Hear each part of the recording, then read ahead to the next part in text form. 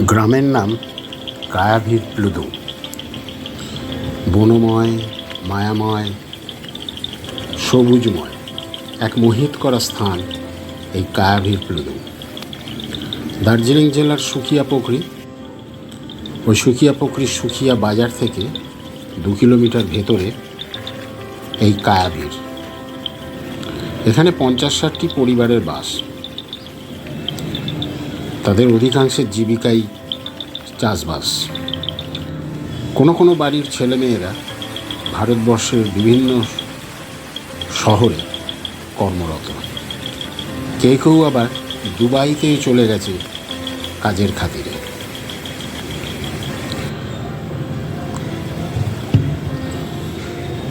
এখানে আসতে গেলে এনজিপি থেকে সরাসরি আসা যায় রিজার্ভ গাড়ি, 3.5 থেকে 4 হাজার টাকা ভাড়া, অথবা সুকিয়া পোখরি অবধি এসে শেয়ার গাড়িতে, সেখান থেকে আবার ওই 2 কিলোমিটার শেয়ার গাড়িতে আসতে হবে। পর্যটক এখানে আসে, তবে কম। এখানে 2টো হোমস্টে তো আছেই, যার একটিতে আমি ছিলাম। আরেকটি যে হোমস্টে, সেটির নাম শেরপা হোমস্টে, আর আমি যেটাই ছিলাম সেটির নাম পারমে। খুব সুন্দর ব্যবহার হোমস্টের মালিক, মালকিন, আরও সবাই মধুর ব্যবহার। খাওয়া দাওয়াও বেশ মনোরম। এই হোমস্টেতে আমি ছিলাম। এই যে রাস্তাটি দেখা যাচ্ছে, ওপর দিয়ে রাস্তাটা মেন রাস্তার দিকে গেছে, আর বাঁ দিকের রাস্তাটা গ্রামে প্রবেশ করেছে। এটা পিচ ঢালা মেটাল রাস্তা, কিন্তু এতই জঙ্গল, এতই গাছপালা, মনে হবে গ্রামে ঢুকছি না, ঢুকছি যেন জঙ্গলে।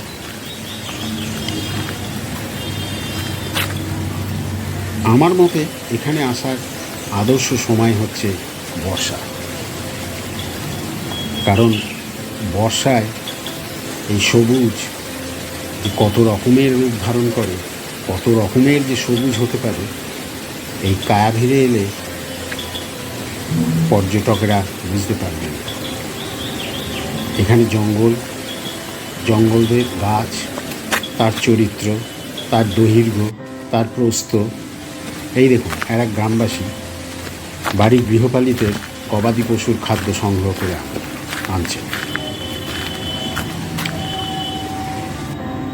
সবুজ দেখতে গেলে, সবুজের রকম ফের দেখতে গেলে, সবুজের ভ্যারাইটিস দেখতে গেলে বর্ষাতেই আসতে হবে পাহাড়ে। আর ওই মেঘ আর আকাশ, প্রকৃতির সঙ্গে বন্ধুত্ব করতে গেলে, ওই দেখুন একজন গৃহকর্ত্রী বাড়ির গবাদি পশুর খাদ্য সংগ্রহ করে মজুত করে রাখছে। যেটা বলছিলাম, প্রকৃতির সঙ্গে বন্ধুত্ব করতে গেলে বর্ষায় আসতে হবে। মেঘেদের সঙ্গে খেলা, গাছেদের সঙ্গে খেলা, হাওয়ার সঙ্গে খেলা, বৃষ্টির সঙ্গে খেলা।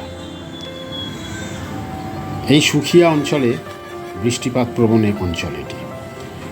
এই গ্রামের মানুষেরা বলছিল এখানে খুব বৃষ্টি হয়। দার্জিলিং জেলায় নাকি এইখানেই সব থেকে বেশি বৃষ্টি হয়। সিঁড়িপথ উঠে গেছে গ্রামের দিকে। ওপরে দেখা যাচ্ছে একটি শিশুকে তার বাড়ির দরজায় দাঁড়িয়ে আছে।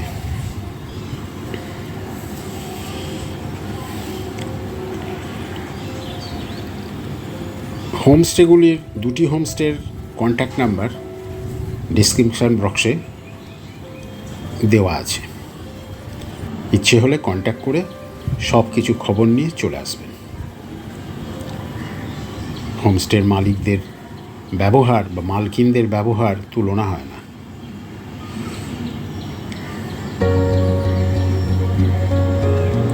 কিন্তু এখানকার মানুষেরা, আমার যেন মনে হচ্ছিল, মেঘের মধ্যে ঘুম থেকে ওঠে, আবার মেঘের মধ্যে ঘুমোতে চলে যায়।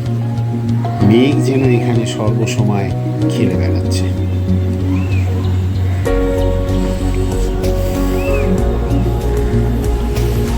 গাছের গায়ে কিরাম গাছ হয়েছে, কিরাম ছোট ছোট পাতা গজিয়েছে।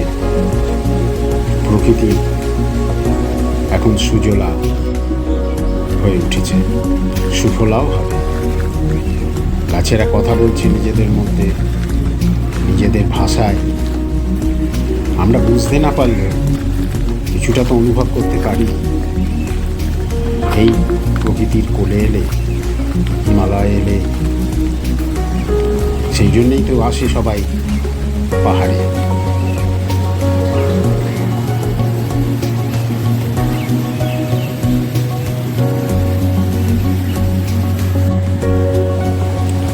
ফুল ফুটেছে বর্ষায়।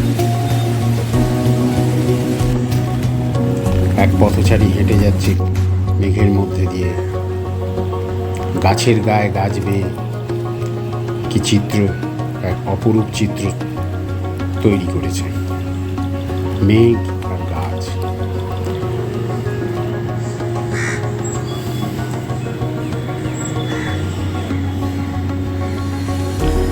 এই গ্রামের বাড়িগুলি বেশ রংচঙে, সব বর্ধিষ্ণু, অধিকাংশই বর্ধিষ্ণু, এবং কিছু কিছু বাড়ির আর্কিটেকচার বেশ আধুনিক।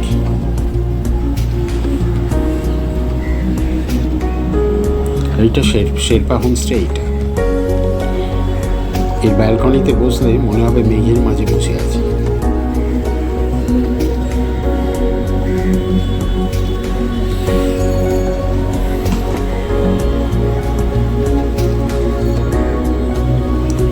বাড়ির লাগোয়া জমিতে বাঁধাকপি হয়েছে।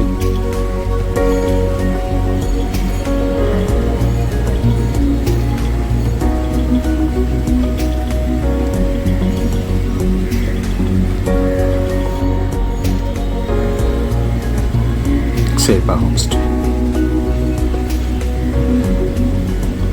পাশে পাথরের রাস্তা, পাথর ফেলা রাস্তা।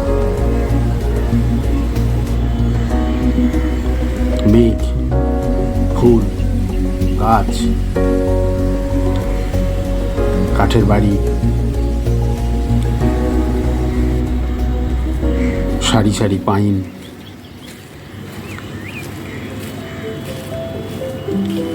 নীল সাদা আকাশ,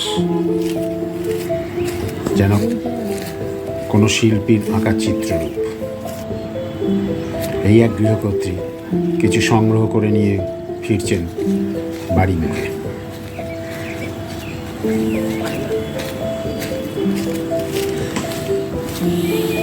ভুট্টা গাছ,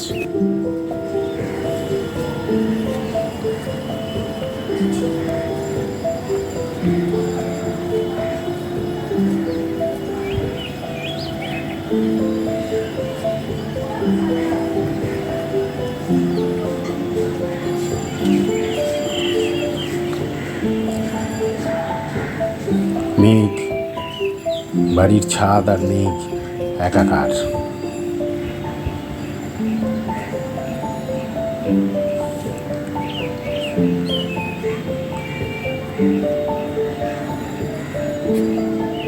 মেঘ আর পাহাড়ের কোলাজ।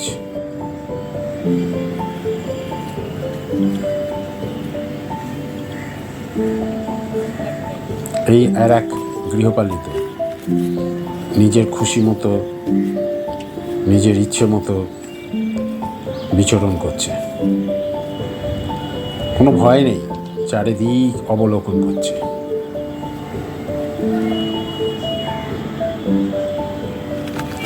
কি দেখে দৌড় শুরু করলাম।